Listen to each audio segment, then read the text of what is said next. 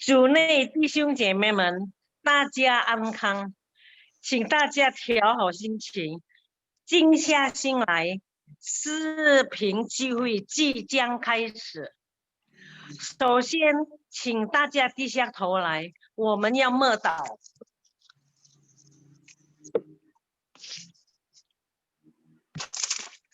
我要一心称谢耶和华，我要传扬你一切奇妙的作为，我要因你欢喜快乐。至高者啊，我要歌颂你的名。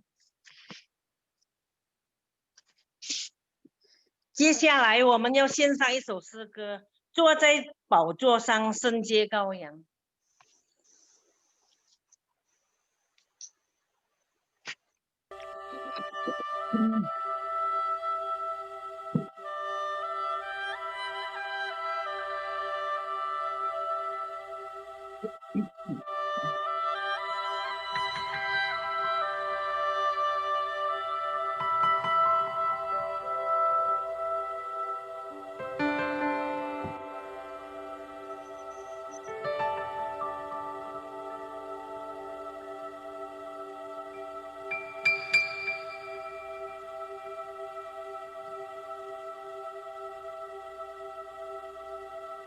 坐在宝座上，圣洁羔羊，我们夫妇敬拜你，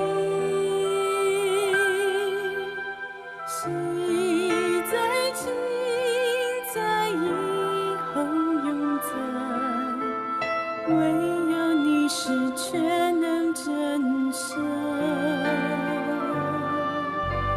坐在宝座上，尊贵羔羊，我们夫妇敬拜你，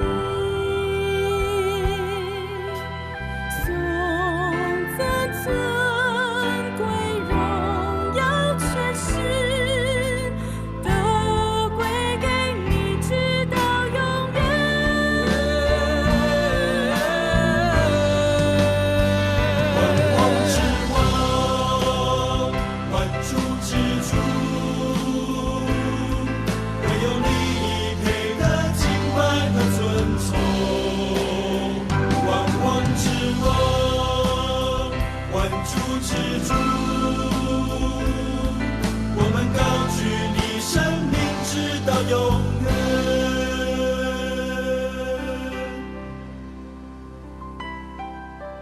坐在宝座上，圣洁羔羊，我们夫妇敬拜你，昔在，今在，以后永在，唯有你是全能真神。坐在宝座上，尊贵羔羊，我们夫妇敬拜你，颂赞尊贵荣耀全是都归给你，直到永远。万王之王，万主之主，唯有你配得敬拜和尊崇。万王之王，万主之主，我们高举你生命直到永远。万王之王，万主之主，唯有你配得敬拜和尊崇。万王之王，万主之主，我们高举你生命直到永远。万王之王，万主之主，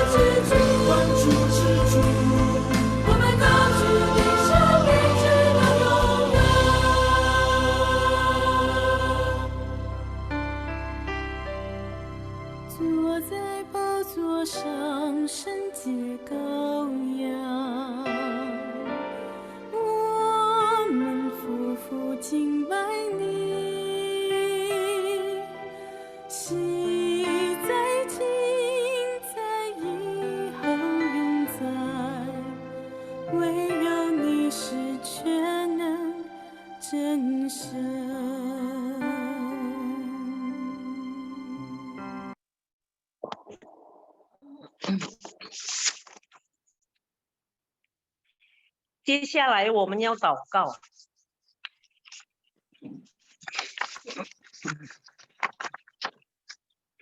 亲爱的天父上帝，感谢你的慈爱、宽恕、安抚和恩典，尤其是处于目前艰难的时刻，我们身心都很脆弱，很容易沮丧。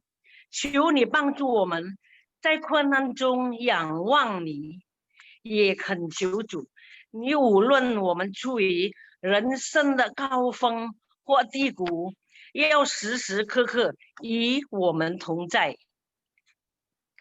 感谢主。主啊，虽然我们目前只能以视频机会，我们还是很珍惜、很感恩。主，你给了我们此等机会。印尼的新冠状肺炎疫情又更严峻，在亚洲国家之中，印尼脱关di negara Asia kita Indonesia itu ranking pertama yang paling parah。主啊，求你赐予我们印尼子民有觉悟性，遵守国家的防疫措施。今日一部分疫苗已经面世，vaksin COVID ya sudah tiba dari China， 相信不久即将面世，但愿能够改善今后疫情的传播和扩散。感谢主，主啊，我们家的弟兄姐妹之中有很多身体软弱的，陈先生早上又跌倒了，恳求主医治他，给他健康。还有轻松弟兄、平英姐妹、Bu Agus、遗传道的岳父、巴阿伯传道的父亲，还有一些没有叫上名字的弟兄姐妹们，也求主医治他们，保守他们。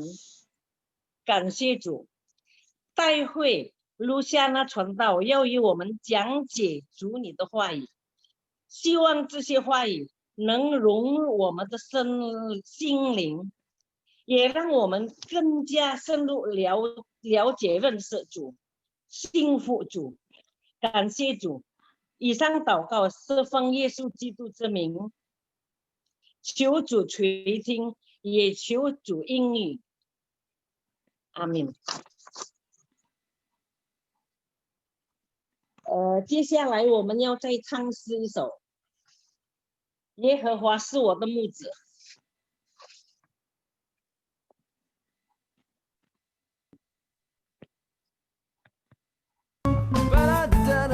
耶和华是我牧者，我必不致缺乏。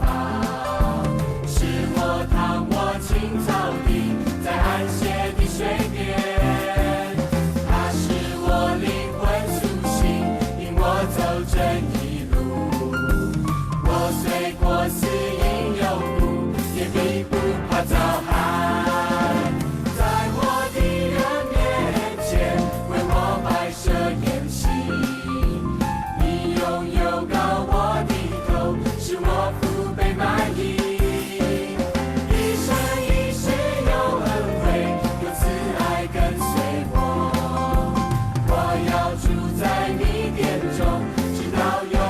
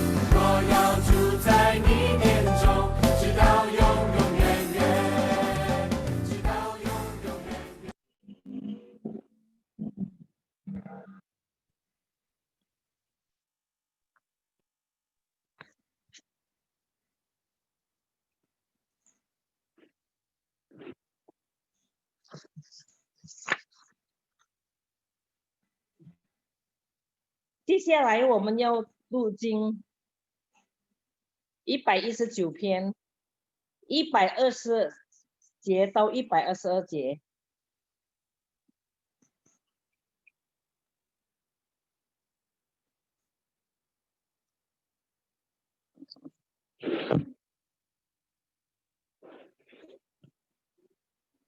1、2、3，大家开始。我因惧怕你，肉就发抖；我也怕你的判语。我行过公平和公义，求你不要撇下我给欺压我的人。求你为仆人作保，使我得好处，不容骄傲人欺压我。读经到此。接下来我们要再唱诗一首《如入切木溪水》。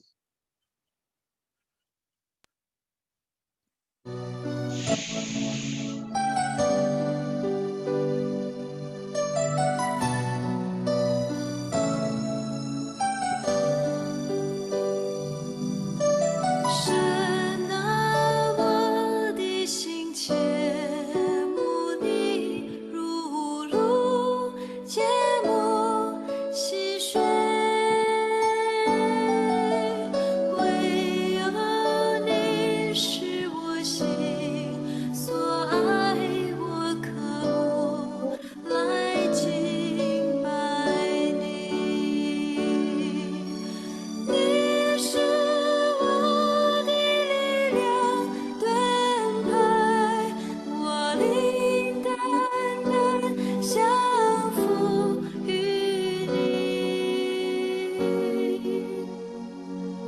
唯有你是我心所爱，我渴慕来敬拜你。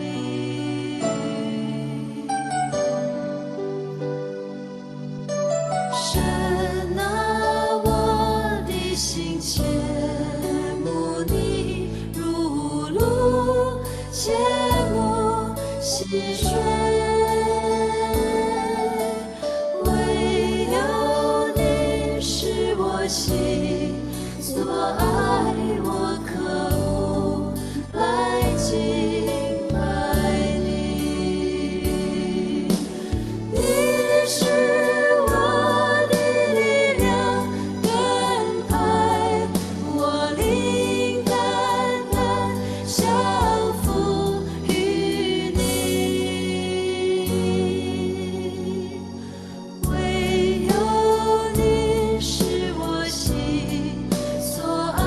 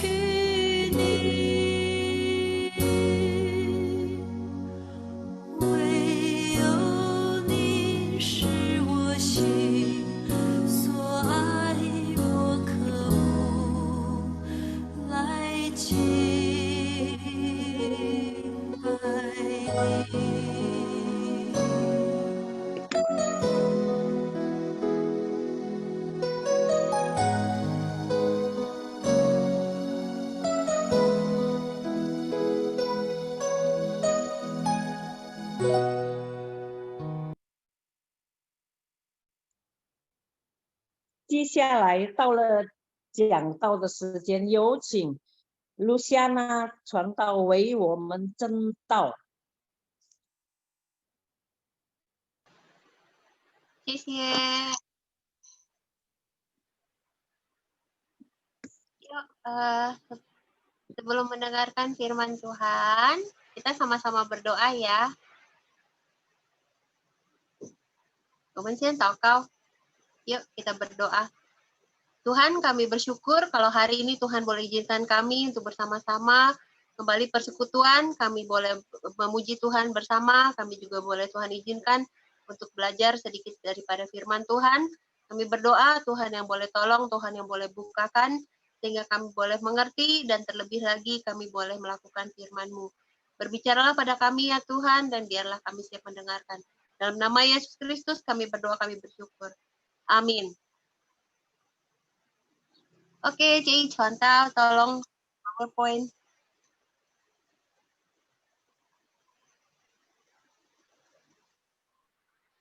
Ya, oke. Hari ini kita akan belajar mengenai satu kitab, ya, dari satu kitab, terutama pasalnya yang pertama dan pasalnya yang terakhir, ya. Ada yang kayak loncat karena kitab ini khusus karena pertama judulnya adalah nama seorang wanita. Ada yang bisa tebak? Kira-kira siapa wanita? Di dalam Alkitab itu ada beberapa kitab yang menggunakan nama wanita, ya, nama perempuan. Yang satu adalah kitab Esther, yang satu lagi di sini adalah kitab Rut. Jadi hari ini saya akan membahas sedikit mengenai kitab Rut, terutama dari tokohnya yaitu Rut, tentunya sesuai judul, Naomi dan juga Orpa. Sebelumnya saya akan membacakan, ya, next ya, membacakan dari Rut, kitab Rut pasalnya yang pertama. Saya bacakan dari Rut pasalnya yang pertama. Rut dan Naomi. Pada zaman para hakim memerintah, ada kelaparan di tanah Israel. Lalu pergilah seorang dari Betlehem Yehuda beserta istrinya dan kedua anaknya laki-laki ke daerah Moab untuk menetap di sana sebagai orang asing.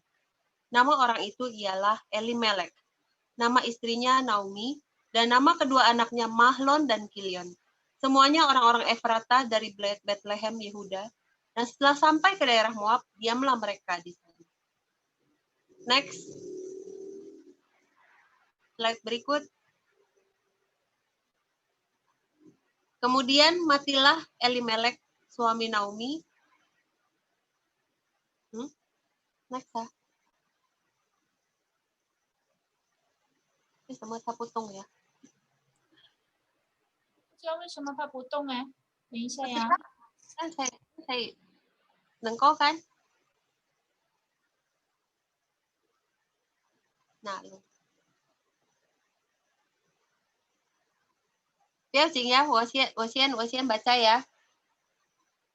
Kemudian matilah Elimelek, suami Naomi. Slide kedua. 这样子呀，就 OK 了，这样子了，呀，看得到就 OK 了。Ya, kemudian di ayat 3, kemudian matilah Elimelek suami Naomi, sehingga perempuan itu tertinggal dengan kedua anaknya. Keduanya mengambil perempuan Moab, yang pertama bernama Orpa, yang kedua bernama Rut, dan mereka diam di situ kira-kira 10 tahun lamanya. Lalu matilah juga keduanya, yakni Mahlon dan Kilion, sehingga perempuan itu kehilangan kedua anaknya dan suaminya. Kemudian berkemaslah ia dengan kedua menantunya dan ia pulang dari daerah Moab, sebab di daerah Moab ia mendengar bahwa Tuhan telah memperhatikan umatnya dan memberikan makanan kepada mereka. Kayaknya next. Ya. Maka berangkatlah ia dari tempat tinggalnya itu bersama-sama dengan kedua menantunya. Ketika mereka sedang di jalan untuk pulang ke tanah Yehuda, berkatalah Naomi kepada kedua menantunya itu, "Pergilah, pulanglah masing-masing ke rumah ibunya. Tuhan kiranya menunjukkan kasih-Nya kepadamu seperti yang kamu tunjukkan kepada orang-orang yang telah mati itu dan kepadaku. Kiranya atas karunia Tuhan kamu mendapat perlindungan masing-masing di rumah suaminya." Lalu diciumnyalah mereka, tetapi mereka menangis dengan suara keras dan berkata kepadanya, "Tidak, kami ikut dengan engkau pulang kepada bangsamu." Tetapi Naomi berkata, "Pulanglah anak-anakku, mengapa kamu turut dengan aku? Bukankah tidak akan ada lagi anak laki-laki yang kulahirkan untuk dijadikan suamimu nanti? Pulanglah anak-anakku, pergilah, sebab sudah terlalu tua aku untuk bersuami. Seandainya pikirku, ada harapan bagiku, dan sekalipun malam ini aku bersuami, bahkan sekalipun aku masih melahirkan anak laki-laki, masakan kamu menanti sampai mereka dewasa? Masakan karena itu kamu harus menahan diri dan tidak bersuami? Janganlah kiranya demikian, anak-anakku. Bukankah jauh lebih pahit yang aku alami daripada kamu, sebab tangan Tuhan teracung terhadap aku." Menangis pula mereka dengan suara keras, lalu Orpa mencium mertuanya itu minta diri. Tetapi Rut tetap berpaut padanya. Berkatalah Naomi, "Telah pulang iparmu kepada bangsanya dan kepada para allahnya. Pulanglah mengikuti iparmu itu." Tetapi kata Rut, "Janganlah desak aku meninggalkan engkau dan pulang dengan tidak mengikuti engkau. Sebab kemana engkau pergi, di situ juga aku pergi. Dan di mana engkau bermalam, di situ jugalah aku bermalam. Bangsamulah bangsaku dan Allahmulah Allahku. Di mana engkau mati, aku pun mati di sana. Dan di sanalah aku dikuburkan. Beginilah kiranya Tuhan menghukum aku. Bahkan lebih lagi daripada itu, jikalau sesuatu apapun memisahkan aku dari engkau selain daripada maut." Ketika Naomi bahwa Rut bersikeras untuk ikut bersama-sama dengan dia, berhentilah ia berkata-kata kepadanya. Dan berjalanlah keduanya sampai mereka tiba di Betlehem. Mereka masuk ke Betlehem, gemparlah seluruh kota itu karena mereka. Dan perempuan-perempuan berkata, "Naomi kah itu?" Tetapi ia berkata kepada mereka, "Janganlah sebut aku Naomi, sebutlah aku Mara, sebab yang Maha Kuasa telah melakukan banyak yang pahit kepadaku. Dengan tangan yang penuh aku pergi, tetapi dengan tangan yang kosong Tuhan memulangkan aku. Mengapakah kamu menyebut aku Naomi? Karena Tuhan telah naik saksi menentang aku dan yang Maha Kuasa telah mendatangkan malapetaka kepadaku." Demikianlah Naomi pulang bersama-sama dengan Rut, perempuan Moab itu, menantunya, yang turut pulang dari daerah Moab. Dan sampailah mereka ke Betlehem pada permulaan musim menuai jelai. Ya, demikian pembacaan firman Tuhan. Kemudian next. Ya, kalau kita melihat tadi dari bacaan kita, ada latar belakang daripada pasal 1 ini. Kita melihat di sini dikatakan settingnya adalah di masa hakim-hakim atau zaman hakim. Ya. Itu zaman apa? Ini adalah zaman atau masa setelah kepemimpinan daripada Musa. Ya, kita tahu ya, Musa dan Yosua. Pertama Musa, kemudian dia dilanjutkan oleh Yosua. Tapi setelah Yosua tidak ada lagi pemimpin di Israel, sehingga dikatakan di sana masing-masing melakukan apa yang ia anggap baik bagi dirinya sendiri. Sehingga kalau kita melihat di dalam perjanjian lama itu, di masa-masa itu, mereka menyembah akan ilah-ilah bangsa lain, sehingga mereka mengalami akan hukuman Tuhan. Ya. Latar belakang daripada bangsa Israel adalah mereka punya janji Tuhan. Tetapi janji itu adalah dua sisi. Ada berkat, ada kutuk. Ada berkat ketika mereka mengikuti perintah Tuhan, setia kepada Tuhan, itu mereka akan menerima banyak berkat. Tetapi ketika mereka tidak setia, mereka akan mengalami kutuk. Dan saat itu adalah saat di mana benar-benar mereka tidak setia, mereka beralih kepada ala-ala ilah-ilah bangsa lain. Sehingga di saat itulah mereka mengalami penghukuman. Hukuman yang seperti apa? Kalau kita lihat, tadi dikatakan bahwa di sana mengalami bencana kelaparan di kota Bethlehem. Yang menarik kalau kita lihat di situ Bethlehem merupakan singkatan dari, kalau Bet artinya rumah, ya, Lehem artinya roti. Jadi ini menarik ya, Bethlehem itu artinya adalah rumah roti. Jadi mestinya kalau di rumah roti kita kenyang kan, tapi di sini rumah roti mereka kelaparan. Kenapa? Ya itu, karena mereka tidak setia kepada Tuhan, mereka mengalami kutuk atau penghukuman dari Tuhan. Nah, kalau kita lihat tadi cerita Elimelek membawa keluarganya mengungsi ke Moab. Nah, di sini kalau tadi dari judul kita katakan melangkah lebih maju, saudara jangan salah, ini bukanlah melangkah lebih maju bagi Elimelek, mencari kehidupan yang lebih baik. Tetapi dia merupakan langkah mundur, karena dia sudah punya janji Tuhan, kalau dia tetap setia kepada Tuhan, dia akan diberkati, ya. Tetapi daripada tetap percaya mengharapkan kesetiaan daripada Tuhan, dia pergi keluar dari tanah perjanjian, keluar dari Bethlehem, keluar dari Israel ke tanah Moab, ke tanah orang asing. Ya, sehingga kalau kita lihat nanti sampai pasal 2, pasal 3, pasal 4 tadi kita baca Elimelek mati. Kemudian anaknya 2 mati, 2 anak laki-laki, sehingga cuma sisa para istri-istri, para janda-janda, ya, Orpa, Naomi, Ruth. Kalau tadi bacaan kita dikatakan mereka 10 tahun di sana, kemudian Naomi mendengar ada kabar bahwa di tanah Israel bencana kelaparan sudah selesai, sehingga dia kemudian mengajak 2 daripada menantunya ini untuk bersiap-siap pulang ke tanah Yehuda. Next. Ya. Nah, tadi dikatakan ketika sudah di dalam perjalanan, dia berbicara kepada kedua mantunya bahwa mereka disuruh pergi, ya, disuruh pulang masing-masing ke rumah ibunya. Dan dikatakan di sini yang aneh bahwa tidak akan ada lagi anak-anak yang kulahirkan untuk dijadikan suamimu nanti, gitu ya. Loh, kok aneh gitu ya, mesti nunggu adik daripada Mahlon dan Kilion itu supaya bisa menikahi para janda, 2 janda yang ada. Kan aneh kan? Tetapi ini adalah menyiratkan adanya hukum pernikahan levirat atau levirate marriage, ya, yang tercermin di dalam Ulangan 25 ayat 5 sampai 6. Kalau kita baca di situ saya catat di dalam Ulangan 25 ayat 5 sampai 6 ini menjadi latar belakang daripada argumen Naomi. Saya bacakan.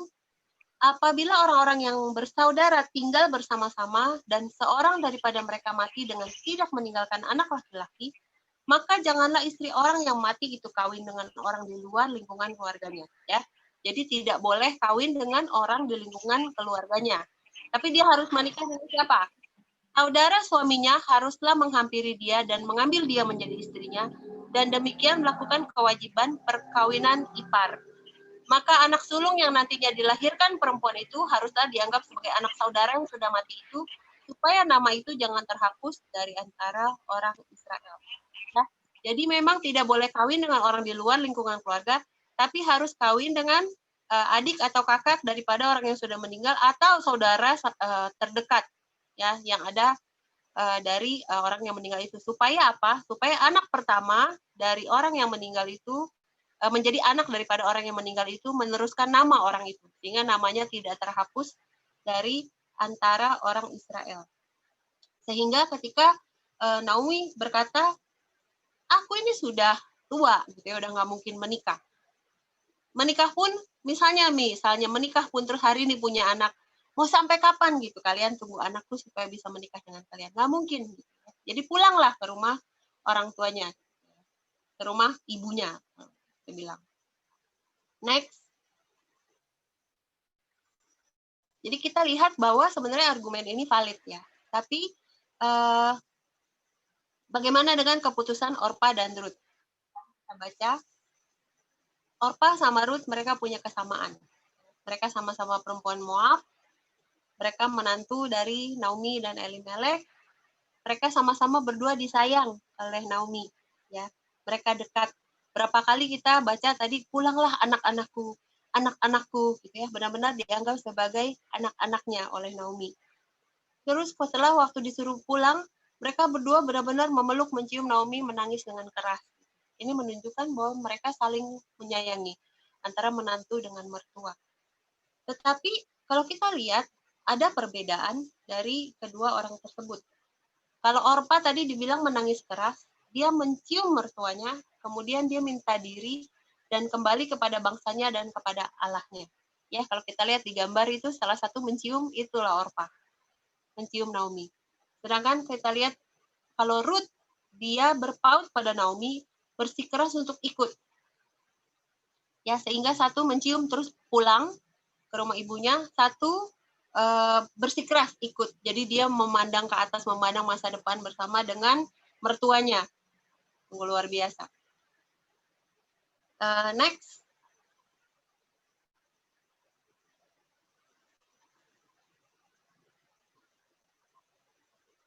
Nah, sebenarnya kalau kita lihat dengan terus kita pikir, belum, masih tadi asisten saya. Ya, gambarnya sama jadi. Ya, kalau kita lihat sebenarnya kalau kita pikir ya dengan akal sehat kita nih, dengan kepala kita ya, bukan dengan hati kepala. Sebenarnya siapa yang lebih masuk akal, Orpa atau Ruth? Siapa yang lebih masuk akal? Saya percaya kita semua pasti bilang Orpa lebih masuk akal. Karena apa? Karena selama ini dia sudah mengabdi kok kepada mertuanya, kepada suaminya. Jadi mestinya ketika suaminya sudah meninggal, baktinya itu sudah selesai. Ya enggak? Sudah 10 tahun dia mengabdi kepada keluarga daripada suami dan kemudian tidak ada lagi. Jadi sebenarnya pengabdian dia sudah selesai. Dan kemudian kalau dia harus ikut dengan berarti mantan mertua ya, karena suami sudah meninggal kan, harus ikut ke tanah asing seperti mengikuti Naomi gitu ya, ke tanah asing, nggak ada janji akan masa depan. Naomi sendiri menyatakan bahwa tidak ada janji untuk masa depan, sehingga sebaiknya pulang ke rumah orang tua, sehingga pasti akan ada masa depan untuk mereka. Jadi mestinya secara pemikiran kita itu cukup kok, ya nggak? Salah nggak? Mestinya nggak. Kita pun pasti merasa nggak salah kok jadi Orpa gitu ya. Tapi hasilnya kita lihat sama-sama nanti dia stuck, dia tuh seperti orang tersangkut gitu ya. Karena dia merasa cukup, dia berhenti sampai di sana. Hasilnya setelah pasal 1 tidak ada catatan apa-apa lagi tentang Orpa. Selesai, titik. Ya, tidak ada koma. Tidak ada sesuatu yang besar di dalam hidup dia.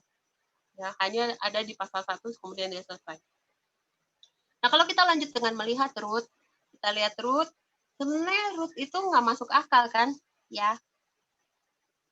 Nggak ada janji kok masa depan yang lebih baik kalau dia ikut dengan mantan mertua gitu. Malah udah diperingatin loh, ikut aku tuh susah loh, ya. Tapi dia tetap pergi mengikuti Naomi. Nah, saya percaya waktu Orpa dengan Ruth ketika mereka mengikuti keluarga Naomi dan Elimelek, pasti mereka sudah mendengar tentang bangsa Israel dan juga Tuhan Allah ya. Nah, dari pengenalan itu saya percaya Ruth merasa kurang. Dia merasa harus mencari lebih gitu ya. Makanya dia memutuskan untuk mengikuti Naomi.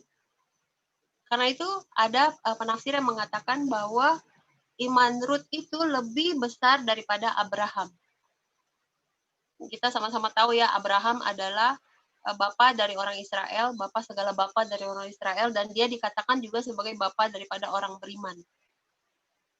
Tapi dikatakan bahwa Ruth iman terlebih besar daripada Abraham. Kenapa? Karena Abraham itu pergi karena janji Tuhan. Dia punya janji Tuhan. Dia punya janji bahwa dia akan dapat tanah perjanjian. Dia punya janji bahwa keturunannya akan menjadi jauh lebih besar daripada bintang di langit, pasir di laut. Ya. Tetapi Ruth tidak punya janji apa-apa. Bahkan dia pergi dengan peringatan bahwa tidak ada masa depan. Tapi dia pergi hanya dengan iman tanpa janji. Jadi ketika kita lihat, dikatakan bahwa iman Ruth lebih besar daripada Abraham. Betul. Dan kita melihat bahwa hasilnya ada. Nanti di pasal-pasal berikut, Ruth ia menjadi nenek moyang daripada Raja Daud, yaitu nenek moyang daripada Yesus. Dia punya nama, dia tercatat secara besar di dalam sejarah karena iman, karena keputusannya itu. Lanjut, next.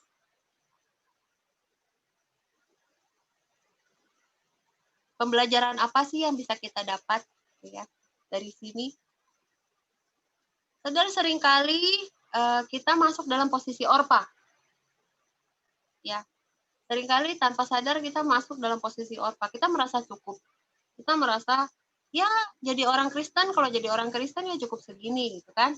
Hari Minggu ke gereja, sekarang ikut persekutuan online ya, hari Minggu rajin ibadah, ikut persekutuan online, terus ikut persekutuan online, persekutuan doa, ikut online persekutuan Kaleb seperti hari ini ya. Saya juga persembahan. Cukuplah. Jadi orang Kristen biasa-biasa aja, ya nggak usah fanatik. Kalau yang mungkin yang belum percaya, belum hamil sing ya, yang belum jadi orang Kristen, ya cukuplah jadi orang baik, nggak pernah tipu orang, nggak pernah jahatin orang, nggak pernah ngerampok, nggak pernah membunuh, cukup. Nggak perlu percaya-percaya siapalah gitu ya, nggak perlu jadi orang Kristen apalagi gitu. Yang penting jadi orang baik aja. Tanpa sadar kita tuh seringkali malah masuk ke dalam posisi Orpa. Kita merasa cukup loh begini gitu ya, terus kita berhenti. Nah, saya percaya kalau mau jujur dengan diri sendiri, sebenarnya pasti lagi suaranya ada, aku ngeliat telepon. di dalam hati itu ada kegelisahan. Ya, sebenarnya di dalam hati itu ada rasa kok begini ya, begini doang ya. Pasti rasanya ada yang kurang, kok ada rasanya kayak ada yang kurang ya. Rasanya tuh nggak cukup segini. Tapi terus di dalam kepala bilang cukup kok, nggak usah lebih dari itu. Tapi dalam hati terus bilang nggak cukup, gitu ya. Kok begini terus? Gitu. Nah, saya yakin, saya percaya ketika itu terjadi di dalam hati kita ya, rasa resah gitu, rasa gelisah. Sebenarnya itu tapi kecil pada kita bahwa Apa? dia punya maksud untuk hidup kita dan menunggu kita untuk menyatakan iya untuk mencapai maksudnya Tuhan. Dan Tuhan ingin kita ambil langkah yang lebih, ya, mengambil langkah yang lebih untuk memberanikan diri, untuk mengambil langkah yang lebih untuk mencapai maksud Tuhan untuk hidup kita. Jadi ketika ada kegelisahan itu di dalam hati kita, itu adalah Tuhan Yesus yang sebenarnya berbicara kepada kita. Tuhan yang mengetuk pintu hati kita, mencari untuk lebih dekat kepada kita. Ini kurang lebih sama seperti yang dikatakan Pendeta Yakub Susabda waktu hari Minggu di dalam khotbahnya. Kegelisahan itu tidak akan bisa berhenti. Ketika C.S. Lewis dia merasakan kegelisahan itu ketika Tuhan mengetuk hati dia. Dia mau belajar firman Tuhan, itu rasanya tidak cukup baca Alkitab, dia cari guru gitu ya. Jadi ketika Tuhan mengetuk hati itu, kegelisahan itu tidak akan pernah berhenti karena Tuhan yang mengetuk dan Tuhan memang punya maksud yang lebih untuk hidup kita. Ya, beranikah kita untuk maju, melangkah lebih, sama seperti Ruth. Ya, kita mau belajar seperti Ruth, berani beriman, berani melangkah. Kalau kita sudah jadi orang Kristen, apa yang bisa kita kerjakan? Sebenarnya banyak yang ikut Kaleb sudah merupakan satu langkah maju ya. Ya, kita masih banyak pembinaan, masih ada persekutuan doa, ada pertemuan ke hati, ya, ada juga pelayanan-pelayanan. Mari kita melangkah maju, kita ikut supaya kita bisa bertumbuh lebih lagi, kita lebih kenal lagi akan Tuhan, kita mencapai maksud apa yang Tuhan inginkan untuk hidup kita. Kalau kita belum percaya, masih ragu-ragu pada Tuhan Yesus, Tuhan yang ketuk pintu hati. Jangan keraskan, jangan ngekeh gitu, nggak mau buka. Terima Tuhan. Tuhan ingin sesuatu hidup sesuatu yang lebih besar lagi untuk hidup kita. Lanjut, next. Ya, ini pakai bahasa Inggris tapi saya terjemahkan. Ada satu perkataan yang dikatakan oleh seorang pastor, seorang pendeta dari Center Street Church, itu namanya ada di sana Aswin Ramani. Dia mengatakan demikian, saya terjemahkan. Kamu dengan sadar akan mengambil pilihan untuk mengambil resiko ketika kamu tahu bahwa ada sesuatu yang lebih penting yang menjadi taruhannya. Ya, dengan sadar mengambil resiko untuk memutuskan sesuatu ketika kamu tahu bahwa ada sesuatu yang lain yang lebih penting yang menjadi taruhannya. Mau berat ya kata-katanya ya. Saya coba jelaskan. Next. Ya, dengan cerita pengalaman saya. Ini saya tuh lihat ada foto yang rambut pendek pakai panah. Itu waktu sekolah di Singapura Sensian ya, tahun 2000 sampai 2006. Itu waktu baru-baru awal tuh masih cupu-cupu, masih cute-cute ya. Kemudian yang di sebelah satunya itu udah lebih dewasa ya. Saya lulus dari Singapura Sensian tahun 2006. Kenapa lama sekali dari 2000 sampai 2006? Karena itu dari S1 terus langsung saya S2, saya nggak berhenti. Jadi 6 tahun. Ya. Lama kan, 6 tahun kan? Rasanya sampai jenggotan gitu kalau bisa tumbuh jenggot. Nah, 6 tahun sekolah tentunya bukan merupakan waktu yang sebentar, benar ya, lama ya. Dan waktu tahun kelima saya merasakan itu apa yang dikatakan itu kekeringan rohani. Apa itu kekeringan rohani? Kekeringan rohani itu saya merasa udah nggak deket lagi sama Tuhan.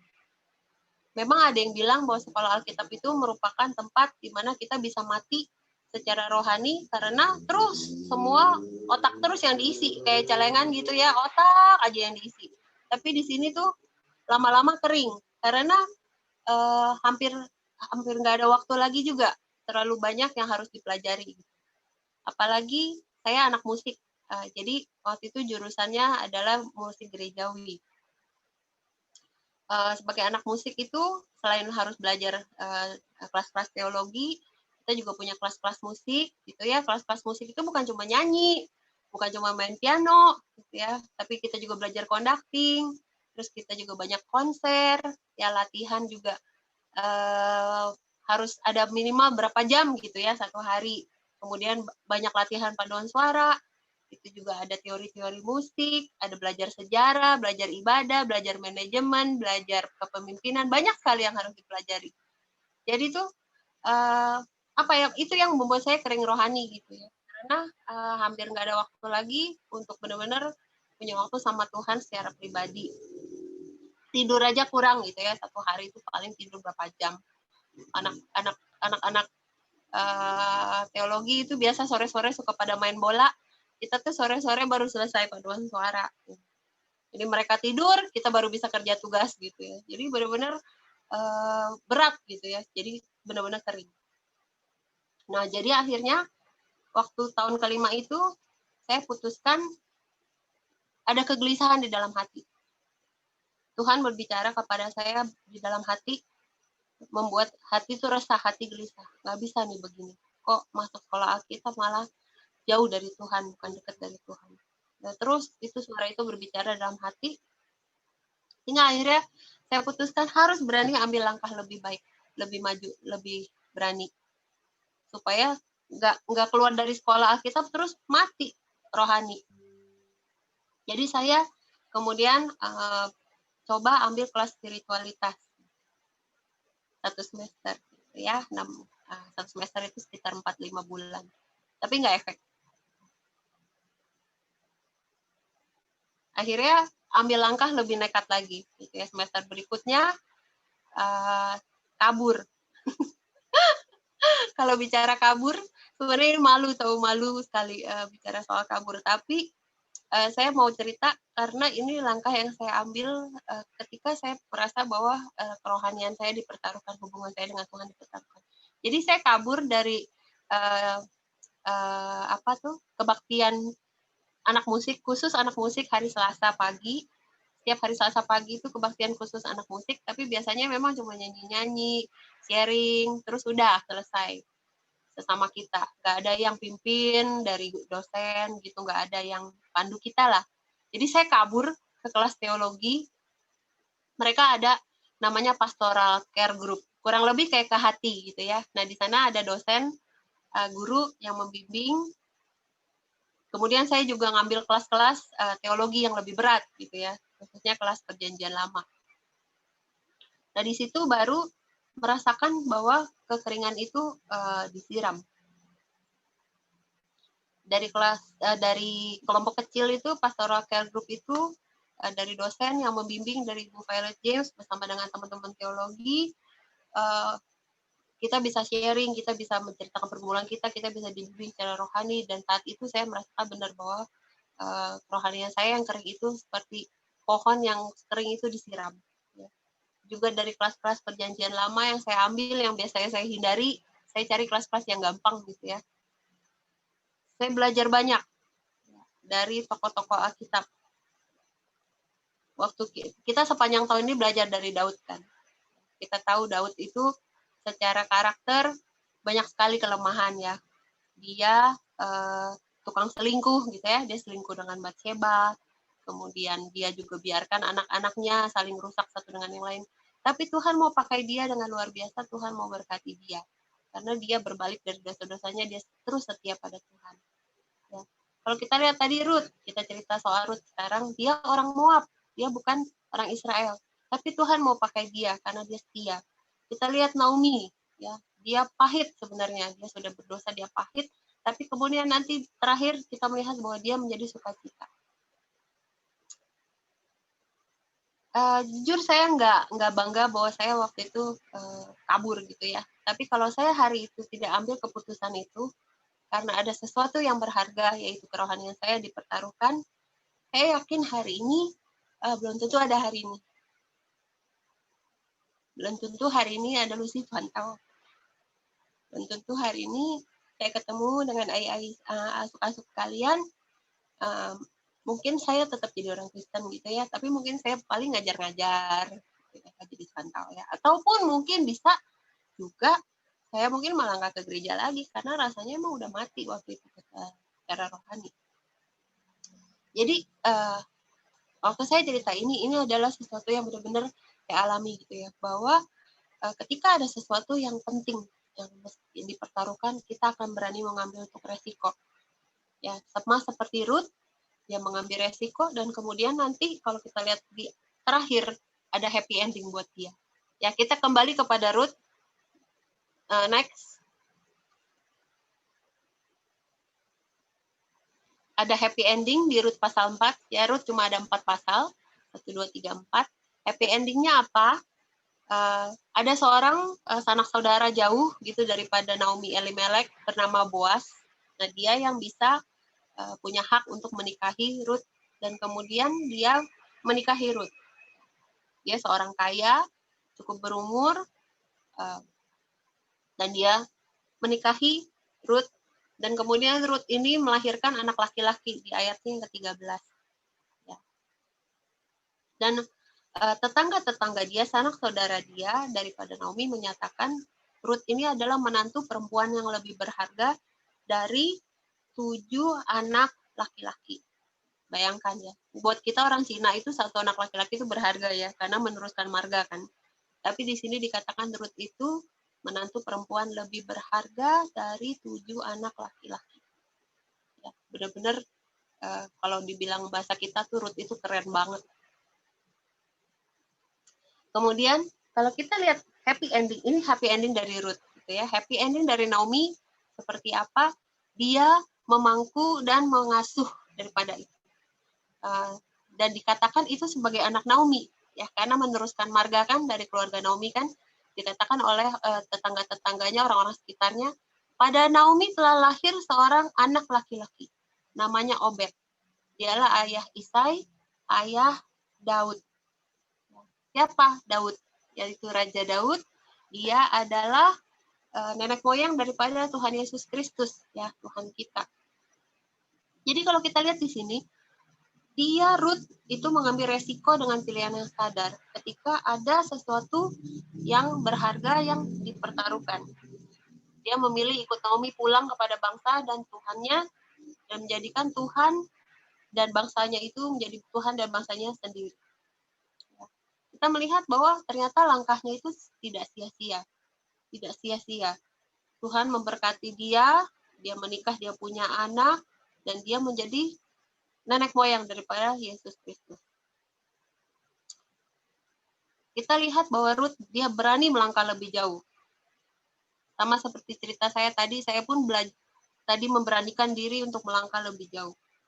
Dan ada satu hal yang menjadi pegangan kita bahwa Tuhan itu tidak pernah mengecewakan anaknya yang setia. Ya, anaknya yang berani beriman kepada Dia. Bagaimana dengan kita semua?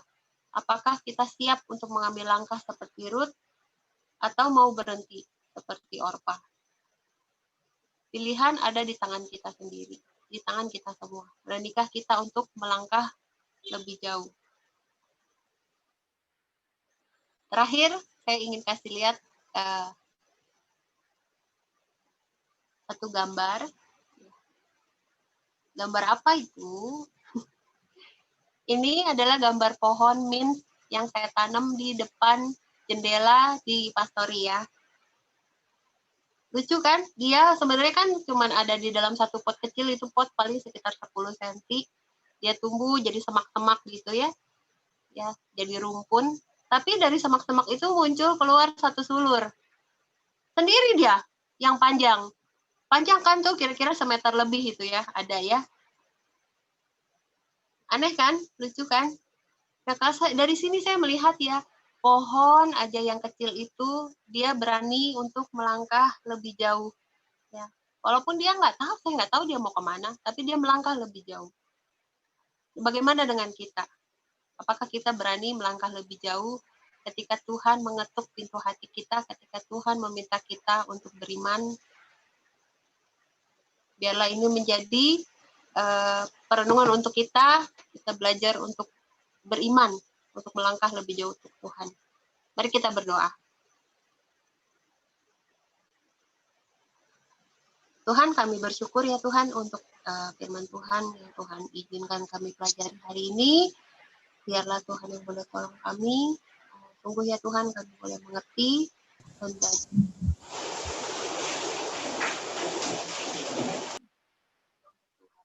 Terima kasih Tuhan, kami serahkan hidup kami, walaupun mungkin begitu banyak kesulitan yang Tuhan izinkan, tapi itu menjadi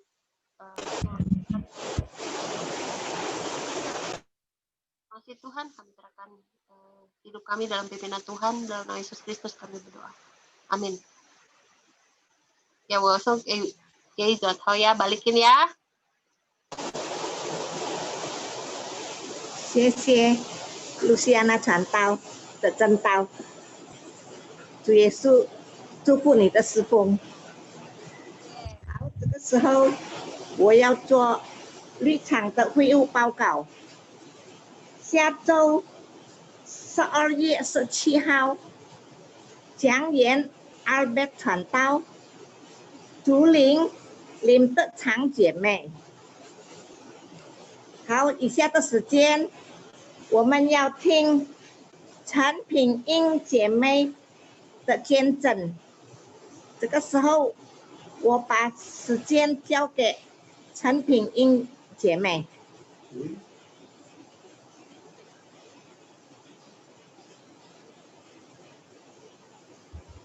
平英阿姨，对不起，平英阿姨，你的声音，麻烦你先把你的声音打开。先把声音打开。这个OK 了，好了，可以了。好，请继续。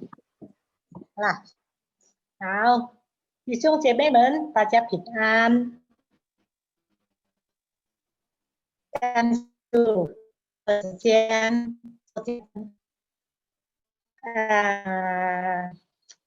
这见证告诉大家，我今年医院4次了。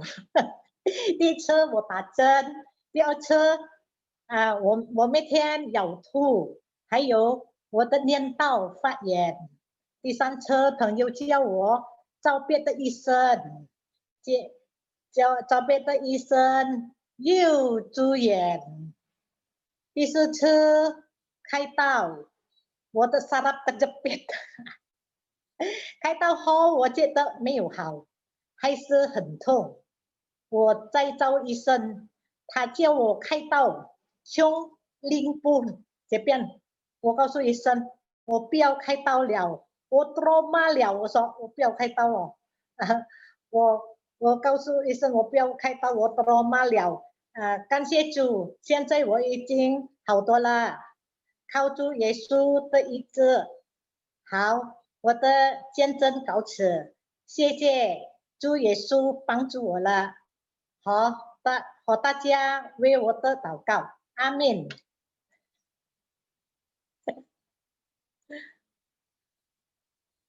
阿们。谢谢陈品英姐妹的见证，上帝祝福你呀。好，这个时候我们要结束今天的家乐团契聚会。我请路西安娜传道给我们做祝福的祷告。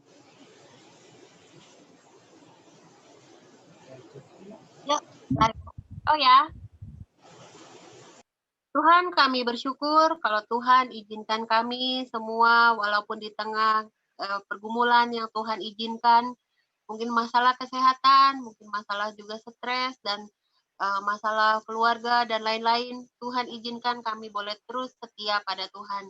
Terima kasih ya Tuhan, biarlah terus ya Tuhan kami boleh terus bersandar pada Tuhan dan seperti Ruth, kami boleh mengambil langkah iman untuk belajar percaya terus kepada Tuhan, setia terus kepada Tuhan.